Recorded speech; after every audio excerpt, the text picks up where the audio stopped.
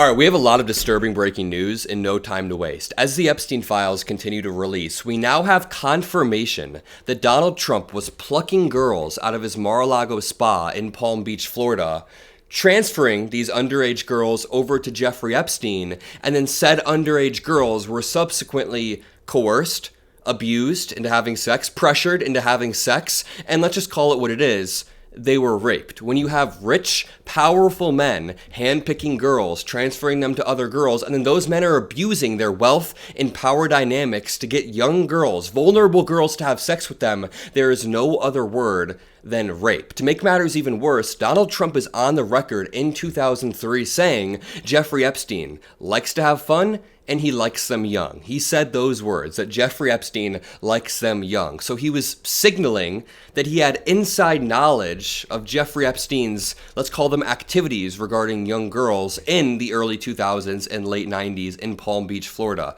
That leads to this article that's titled, "The Incident That Prompted Trump to Ban Epstein from Mar-a-Lago's Spa." Before we even dig into this article, there's so much news to break down because just this morning, we got a new House ethics report that led to this headline.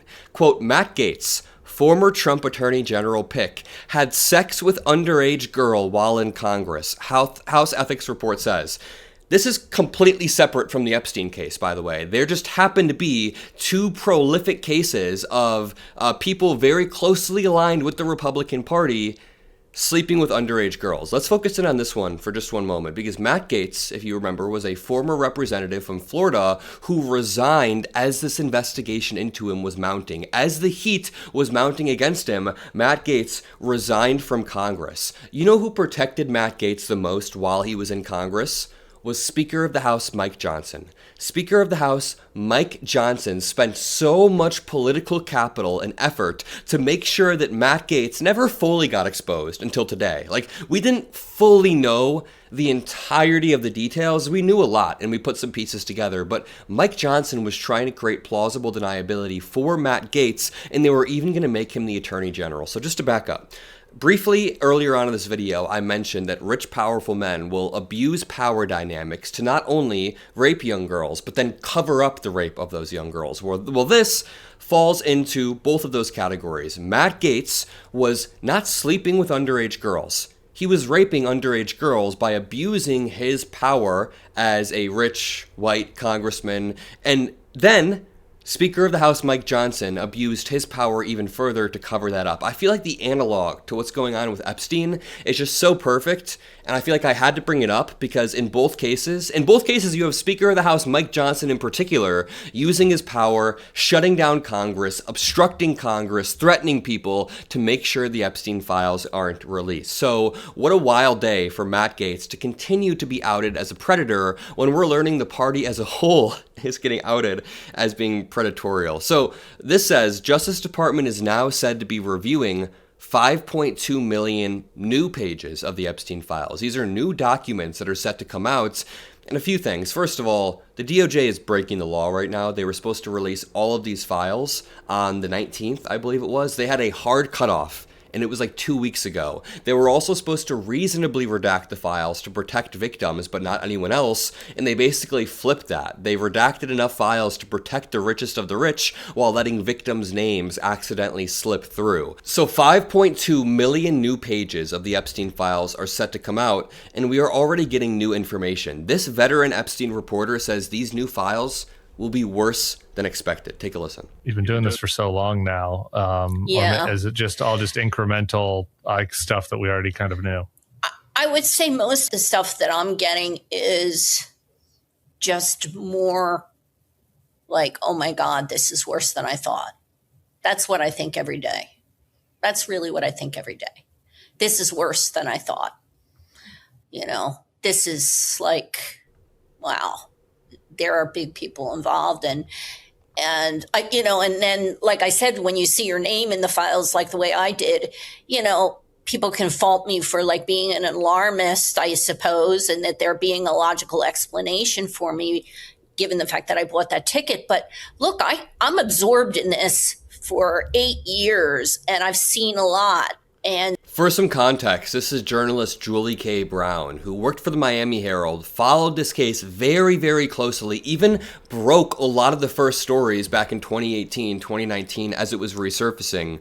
And she recently found out that her American Airlines flight ticket was in the Epstein files, meaning that the Department of Justice at some point had downloaded a copy or had been tracking her flights to see where she was going, and those tracked flights ended up in the Epstein files release. Really eerie stuff. And this veteran Epstein reporter says the new files are worse than expected. Let's jump over to this Wall Street Journal article. Make sure you drop a like and subscribe to the Adam Mockler feed. I don't ask that much nowadays, but we need to beat MAGA media, and that's only done as a community. So subscribe below, drop a like below, and let's jump in here. The incident that prompted Trump to ban Epstein from Mar-a-Lago's spa.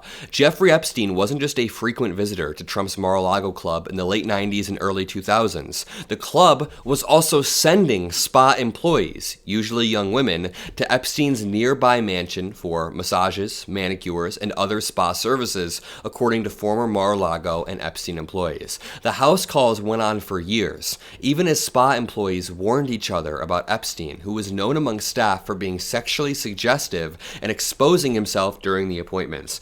Now, the question is, do you think Trump was creating an environment where women were able, or young girls were able to come up to him and talk about what was happening? Do you think Trump was creating a welcoming, pro-feminist environment? No, of course not. The environment surrounding this made it so that these women could only confide in each other. So it's just like a nightmare. You go to Jeffrey Epstein's weird, creepy, stinky place, and he tries to sexually abuse you, and then you have no one to tell because you know goddamn well Trump doesn't care himself, because Trump would probably do the same. The spa occasionally provided house calls for members. Epstein wasn't a dues-paying member of the club, but Trump told staff to treat him like one. Okay, so not only was Trump enabling this environment, it seems like he was actively telling his staff, no matter what, treat Epstein like he is one of our spa members. Epstein had an account at the spa where his companion, Ghislaine Maxwell, booked appointments on his behalf. Companion is one way to put it. You mean sex trafficking, buddy? They came to a halt in 2003 after an 18-year-old beautician returned to the club from a house call to Epstein and reported to managers that he had pressured her for sex, former employees said. A manager sent Trump a fax relaying the employee's allegations and urged him to ban Epstein, some of the former employees said. Trump told the manager it was a good letter and said to kick him out. But there had to have been rumors for years about this stuff.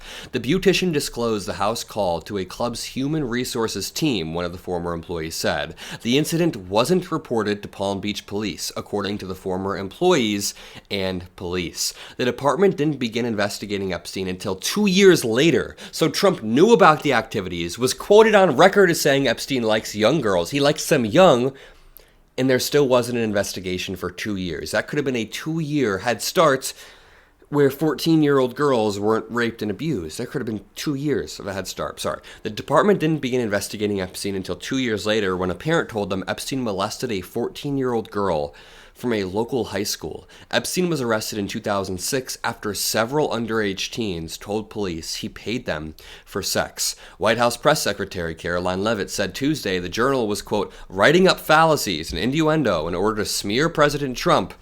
I mean, the thing is, this isn't even smearing Trump because this kind of closely aligns with what Trump has said.